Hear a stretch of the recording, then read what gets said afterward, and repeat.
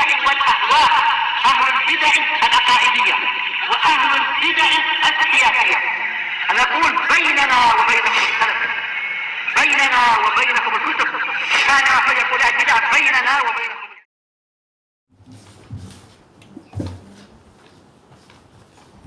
Bismillahirrahmanirrahim.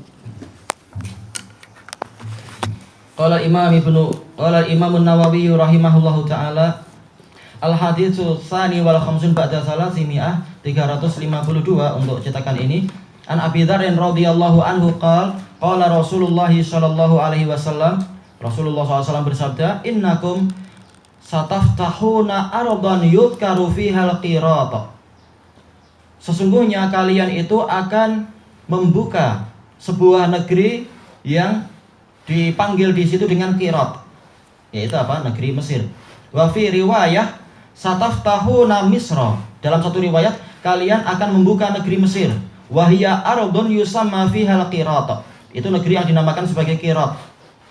Fastausu bi ahliha khaira. Maka hendaknya kalian itu mewasiatkan kebaikan-kebaikan untuk penduduknya, yaitu bersikap baik. Yaitu aku wasiatkan kepada kalian untuk berbuat baik kepada penduduk Mesir. Fa inna lahum dhimmatan wa rahima. Karena mereka punya apa? Punya perjanjian dan punya hubungan kekerabatan. Wa fi riwayah fa idza fatahtumuha fa ahsinu ila ahliha. Kalau kalian telah membuka negeri itu, yaitu mengalahkan pemerintahnya, kemudian kalian menguasai negeri itu, maka hendaknya kalian berbuat baik kepada penduduknya. Fa inna lahum dhimmatan wa rahima. Karena sesungguhnya mereka memiliki perjanjian dan juga apa? Mereka memiliki kekerabatan. Au qala dhimmatan wa sihra. Yaitu apa? Mereka memiliki hubungan perjanjian dengan kita dan juga apa? Hubungan perbesanan. Rawahu Muslim. Qala al-ulama ar-rahim allati lahum kaunu hajara ummi Ismail sallallahu alaihi wasallam minhum. Yaitu kekerabatan kita dengan orang-orang Mesir. Kenapa? Karena Hajar, yaitu ibu Ismail sallallahu alaihi wasallam, adalah dari kalangan orang Mesir, Al-Qibtiyah. Wasihr kaunu Maria ummi Ibrahim ibni Rasulullah sallallahu alaihi wasallam minhum. Dikatakan berperbesaran, kenapa? Karena Maria, ibu dari Ibrahim bin Rasulullah sallallahu alaihi wasallam, adalah dari kalangan orang Mesir. Tayyib. Dari hadis ini kita mendapatkan faedah. Di sini Rasulullah SAW mengatakan innakum sataftahuna arda. Sesungguhnya kalian akan membuka sebuah negeri dan seterusnya. Ini adalah apa itu? Alamun min a'lamin nubuwah, yaitu salah satu dari tanda-tanda kenabian. Yaitu Rasulullah SAW menceritakan apa yang akan terjadi dan padahal itu belum terjadi. Ini menunjukkan bahwasanya Rasul itu muayyadun bil wahyi. Walaupun beliau adalah manusia seperti kita, tapi beliau mendapatkan wahyu. Qul innama ana basyarum mithlukum yuha ilai. Katakan, aku memang manusia seperti kalian, tetapi keistimewaanku apa? Aku mendapatkan wahyu. Di antara wahyunya adalah apa? Berita gaib seperti ini. Bahwasanya nanti Rasulullah nanti kalian akan mendapatkan kemenangan. Dan juga dari hadis ini kita mendapatkan faedah bahwa yaitu adanya busyra, adanya kabar gembira bahwasanya sepeninggal Rasulullah SAW, Islam itu bukan semakin mundur, bahkan apa? Islam itu semakin maju, sebagaimana disebutkan oleh Ibnu Mas'ud radhiyallahu an. Kami memandang bahwasanya di masa pemerintahan Umar, Islam itu terus maju ke depan. Ketika Umar meninggal, maka terasa kemundurannya. Walaupun tetap akan datang apa? Kemenangan-kemenangan, tapi jelas kemunduran itu terasa. Tayyib. Kenapa kita sebut-sebut terkait dengan Umar? Karena memang kejadian ini terrealisasikan pada masa pemerintahan Umar ibn al-Khattab radhiyallahu an. Dan ini kisahnya panjang. Di masa pemerintahan Abu Bakar, beliau harus menghadapi apa? Orang-orang ashabur riddah dulu, orang-orang murtad yang di sekeliling Madinah, dengan kisah yang sangat panjang itu. Nah, setelah itu kalah mereka, maka kemudian apa? Maka kemudian pasukan Abu Bakar melanjutkan apa yang diinginkan oleh Rasulullah, yaitu apa? Membersihkan semenanjung Arab dari orang-orang ahlul kitab. Maka betul-betul perang sampai ke perbatasan apa? Perbatasan Syam. Juga apa? Berperang sampai ke perbatasan Irak. Bahkan apa? Abu Bakar mengirimkan pasukan sampai ke Irak karena sebagian besar Irak juga apa? Bagian dari Arab. Maka terjadi perang besar di situ melawan apa? Orang-orang Persia, meruntuhkan Madain, meruntuhkan Tustar, meruntuhkan juga benteng-benteng yang sangat banyak. dalam perang Qadisiyah dan lain-lain itu. Nah, kemudian setelah menang di situ maka apa? Maka peperangan dilanjutkan, yaitu apa? Setelah menaklukkan negara terbesar kedua di dunia, maka kemudian apa? Mengarahkan panahnya ke Syam, yaitu ke kekuasaan siapa? Hirqal. Karena waktu itu Hirqal kekuasaannya memang sangat luas sampai ke wilayah Ilya. Ilya adalah di Syam dan itu adalah masih apa? Masih wilayah Arab, yaitu masih Jazirah Arab. Maka perang besar di situ, dan ini seperti yang disebutkan oleh Hirqal. Kalau itu adalah nabi yang betul seperti yang kau ceritakan, betul-betul kekuasaannya akan sampai ke tempat yang aku injak ini. Nah, ketika masa peperangan di situ, terdengar kabar bahwasanya Abu Bakar As-Siddiq meninggal. Tapi kaum muslimin berperangnya adalah karena Allah, bukan demi fulan dan fulan. Maka walaupun Abu Bakar meninggal, langsung digantikan oleh apa? Oleh Umar Al-Faruq. Maka peperangan semakin dahsyat. Kemudian Allah Ta'ala memberikan kemenangan dan menaklukkan Baitul Maqdis. Dan inilah yang disebutkan oleh Rasulullah SAW bahwasanya la taqumus saah hatta tarau sittan. Kalian tidak akan tidak akan tegak hari kiamat sampai kalian melihat 6 perkara. Di antaranya adalah mautnya Rasulullah SAW, wafatnya Rasulullah SAW. Kemudian apa? Fathu Baitul Maqdis, ditaklukkannya Baitul Maqdis, dan itulah yang disebutkan. Summa ta'un fil amwas, kemudian ta'un di Amwas. Setelah muslimin betul-betul berjaya di Syam betul-betul dikuasai oleh kaum muslimin, kemudian Allah Ta'ala memberikan syahadah untuk orang-orang yang masih hidup, yaitu apa? Dengan ta'un itu. Dan ta'un fil amwas itu kurang lebih adalah pada tahun 12, awal 13 atau akhir 12 kalau tidak salah Hijriyah. Dan seterusnya kisah-kisah itu. Dan ini bantahan kepada sebagian orang yang ketika membahas masalah Donald Trump, dia membawa hadis ini, yaitu betul-betul nanti Palestina itu akan runtuh, dikalahkan oleh orang-orang Yahudi, kemudian muslimin akan bangkit lagi. Ini salah. Hadis tadi sebagai kabar gembira, bukan membahas tentang runtuhnya Palestina. Mereka menerjemahkan Fathu Baitul Maqdis dengan runtuhnya Baitul Maqdis. Bukan Baitul Maqdis runtuh, tapi kita mengalahkan Baitul Maqdis dan menaklukkan Baitul Maqdis. Kenapa? Karena si penerjemah tadi menafsirkan yaitu Baitul Maqdis dikuasai oleh orang Yahudi. Ini bukan kabar gembira namanya. Ini Rasulullah sedang menceritakan kabar gembira, yaitu kita berjaya untuk mengalahkan. Dan itu bukan kisah yang terjadi di sekarang, tapi di zaman Umar. Karena setelah itu, setelah ditundukkannya Baitul Maqdis menjadi kekuasaan muslimin, terjadi ta'un fil amwas. Kalau dia mengatakan maksudnya jatuhnya Palestina adalah sekarang dikuasai oleh orang Israel itu, lalu amwasnya kapan? Amwasnya terjadi di zaman Umar. Ini kalian terbalik, membawa hadis bukan pada tempatnya. Ini adalah kisah-kisah yang telah berlalu, bukan kisah yang terjadi di zaman ini. Tayyib. Dan seterusnya.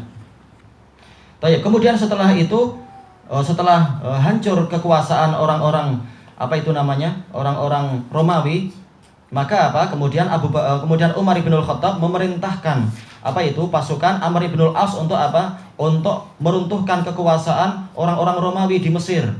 Karena kita tahu memang tujuan Islam itu bukan untuk mencari ghanimah, bukan untuk mencari keduniaan, bukan hanya untuk mencari hegemoni duniawi, tapi untuk agar kalimatullahi al-ulya, bumi Allah harus dibersihkan dari kesyirikan. Allah menciptakan bumi untuk penduduknya menyembah Allah. Tapi orang-orang Romawi menjadikan kekuasaannya itu penuh dengan paganisme, menyembah berhala, menyembah patung Maria, menyembah patung Israel, menyembah patung Mikail, dan juga menyembah salib-salib itu dan seterusnya. Di samping menyembah patung yang dikatakan patung Yesus itu. Maka manakala Mesir itu masih dikuasai oleh orang-orang Romawi, maka Amr ibn al-As diperintahkan untuk menyerang Mesir. Dan memang hancur kekuasaan Mesir, kalah Mesir. Kemudian menjadi wilayah kekuasaan muslimin. Nah, inilah yang diceritakan oleh Rasulullah SAW bahwasanya kalian akan mampu membuka negeri Mesir. Baik. Kemudian Rasulullah mengingatkan fastausu bi ahliha khaira. Maka hendaknya kalian menerima wasiatku untuk berbuat baik kepada penduduknya. Bukan untuk menindas mereka, kemudian memberati mereka dengan berbagai macam pajak-pajak, teks dan lain-lain seperti kebiasaan para para penjajah. Bukan, tapi untuk menebarkan rahmat. Fa inna lahum zimmatan wa rahiman, karena mereka memiliki hubungan perjanjian dengan kita. Ya, yang mau masuk Islam maka hum minna wa nahnu minhum. Kita termasuk dari mereka, mereka termasuk dari kita. Yang tidak mau masuk Islam karena masih banyak orang Kristen di sana dan pendeta-pendetanya dan sampai sekarang, maka mereka punya hubungan dhimmah. Maka tidak boleh kita zalimi mereka. Tapi juga tidak boleh mereka itu membuat bangunan lebih tinggi dari bangunan kita, naik kendaraan dengan mewah, kemudian menjadi majikan kita, itu tidak boleh. Nah, muslimin kenapa sekarang mengalami ini dan itu? Karena kelemahan muslimin sendiri dalam memegang agama, sehingga mereka pun terhinakan. Tayyib wa rahiman, dan mereka punya kekerabatan dengan kita. Kenapa? Telah dijelaskan di sini, dinukilkan dari kalam ulama oleh Imam Nawawi. Kenapa? Karena Hajar Ummu Ismail adalah dari apa? Dari orang-orang Egypt. Yaitu apa? Di zaman siapa ini? Zaman Nabi Ibrahim. Ketika Nabi Ibrahim beliau hijrah dari Babil, yaitu yang di Irak. Kemudian apa? Masuk ke Haran yang di Palestina. Kemudian apa? Sampai ke Mesir. Kemudian nantinya akan apa? Akan menetap di Haram. Nah, ketika beliau masuk ke Mesir itulah maka Nabi Ibrahim dapat wahyu bahwasanya nanti ada ujian tentang kisah itu. Kisah yang kemudian apa? Apa itu namanya? Yaitu Sarah radhiyallahu anha diberi karunia yang besar oleh Allah Ta'ala berupa apa? Karomah untuk selamat dari gangguan penguasa Mesir di situ. Dan ini adalah kisah di Mesir, bukan kisah siapa itu Namrud. Namrud ini kisah Ibrahim ketika masih di Babil. Adapun yang ini sebagaimana di Sahih Bukhari di hadisnya Ibnu Abbas dan disebutkan oleh Ibnu Hajar, ini ketika di Mesir. Ini bukan kisah Namrud lagi. Tayyib.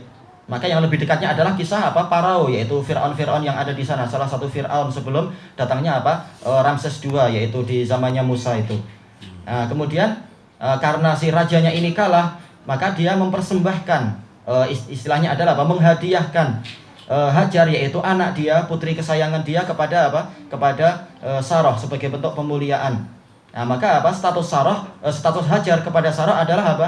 Adalah hamba sahaya.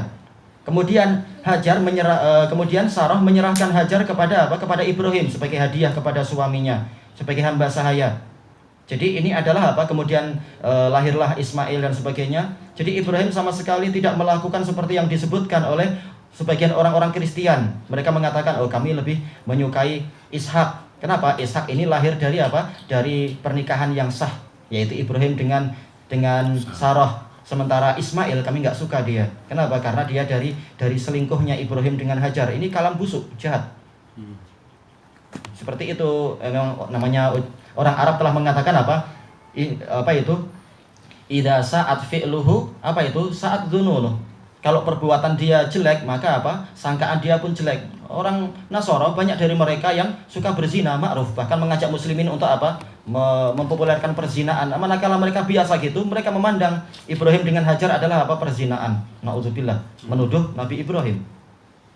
Intinya adalah mereka nggak suka Islam karena apa? Nabi Muhammad dari Ismail. Sementara apa? Seluruh nabi yang lain, Nabi Bani Israel itu adalah dari apa? Keturunan Nabi Ishak. Tayyib. Nah, inilah kisah apa itu Hajar yang menjadi apa? Ibu dari Ismail, dan Ismail inilah yang menjadi apa? Cikal bakal orang-orang Arab yang ada di Hijaz, yang ada di wilayah mana itu? Mekah. Karena orang Arab yang lain banyaknya dulu tinggalnya adalah di wilayah Tihamah dan sekitarnya. Baik. Kemudian wasihr, yaitu perbesanan. Maksudnya adalah siapa ini? Maryah Ummu Ibrahim. Karena apa? Rasulullah SAW kalau tidak salah mendapatkan apa? Hadiah dari Raja Fadak kalau tidak salah. Dengan apa? Yaitu berupa hamba sahaya dari Mesir. Namanya adalah Maryah Al-Qibtiyah, disayang oleh Rasulullah SAW. Dari Maryah inilah lahir satu-satunya anak laki-laki Rasulullah yang namanya Ibrahim alal khilaf. Sebagian mengatakan apa? Qasim itu betul-betul anak Rasulullah juga. Yang lain mengatakan enggak, ini adalah apa? Sekedar julukan. Tapi yang pasti adalah untuk Ibrahim memang beliau adalah anak laki-laki Rasulullah SAW. Bukan dari salah satu istri Rasulullah, tapi dari apa? Suriyah, dari hamba sahaya Rasulullah yang namanya Maryah. Ini menunjukkan bahwasanya Islam itu sangat menghargai adanya hubungan kekerabatan. Walaupun ini jauh jaraknya, boleh jadi apa? Namanya siapa? Hajar ini sudah ribuan tahun barangkali istilahnya. Ternyata apa? Masih Rasulullah SAW menghargai kekerabatan dengan apa? Dengan penduduk negeri Mesir. Padahal belum tentu Hajar adalah punya darah dengan apa? Orang Mesir semuanya, belum tentu. Tapi memang ini adalah bentuk rahmat yang sangat luas dari Rasulullah dan ajaran untuk kita semua. Tayyib. Demikian pula masalah Maryah. Perbesanan tidak dengan semua orang Mesir, tapi sekitar salah satu dari orang Mesir. Itu pun Rasulullah SAW sangat menghargai itu. Tayyib. Dan ini juga sangat dihargai oleh orang Arab. Makanya Rasulullah SAW di antara sebab beliau, sebagaimana dijelaskan oleh Ibnu Hajar, menikahi banyak wanita bukan karena syahwat beliau. Makanya beliau tidak memilih gadis kecuali satu aja. Itu pun ditawarkan. ditawarkan oleh Abu Bakar dan beberapa sahabat, yaitu Aisyah. Jadi betul-betul Rasulullah bukan seperti yang digambarkan oleh orientalis itu, tapi adalah karena hikmah-hikmah yang besar. Di antaranya adalah untuk menundukkan kabilah-kabilah agar mereka mau taat kepada ajaran yang betul. Walaupun belum tentu semua kabilah itu misalkan siapa itu? Yaitu Ummu Salamah. Belum tentu semua dari kabilah beliau adalah punya hubungan darah dengan Ummu Salamah, tapi semuanya merasa ini adalah dari kerabat kami. Makanya Khalid bin Walid beliau menjadi tunduk setelah Rasulullah SAW menikahi Ummu Salamah. Demikian pula Ummu Habibah. Walaupun tidak semua orang Quraisy itu pasti punya hubungan darah dengan Ummu Habibah, langsung mereka sangat mengecil permusuhannya dengan Rasulullah setelah beliau menikahi Ummu Habibah dan seterusnya. Baik, ilahuna wallahu a'lam. Ummu Habibah anak Abu Sufyan. Iya, anak Abu Sufyan.